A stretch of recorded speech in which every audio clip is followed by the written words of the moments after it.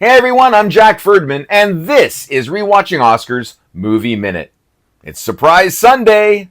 And today's film is the classic epic from 1956, The Ten Commandments. One Oscar-nominated film, let's go!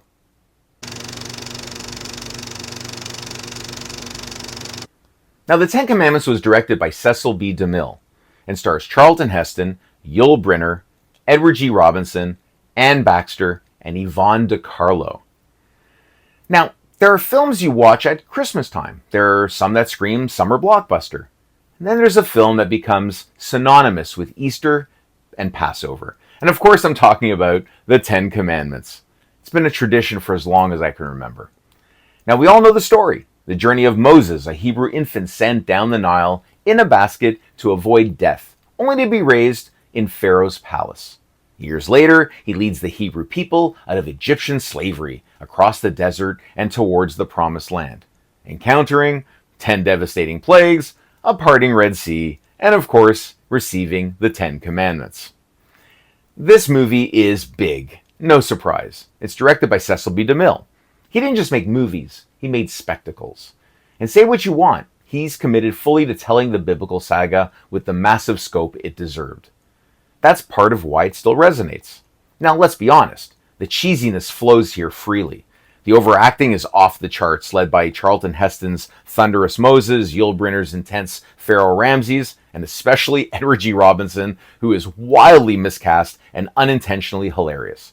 This is not a film meant to be a comedy, but oh, it gets the laughs. And yet I still like it. Not because it's a masterpiece, it isn't, but because it's tradition.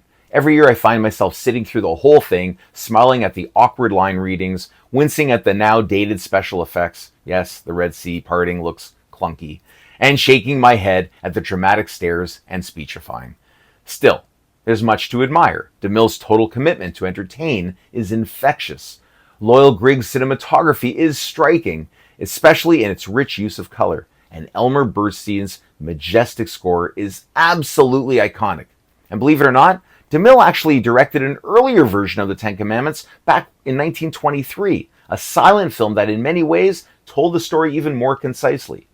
And while there have certainly been better biblical epics made since, there's something undeniable about this 1956 version. It's grand, it's memorable, and for many, it's part of the cinematic calendar. Despite its flaws, and there are many, it still has its place in movie history. It may be more tradition than triumph, but sometimes that's enough. I'm giving it a B-. The Ten Commandments was nominated for 7 Academy Awards, including Best Picture, Best Cinematography and Color, Best Film Editing, Best Sound Recording, Best Costume Design and Color, Best Art Direction and Color, and it only won 1 Oscar for Best Special Effects. It did. Join me again tomorrow for another Oscar-nominated film right here on Rewatching Oscars Movie Minute. Because if the Academy took notice, it's worth a rewatch.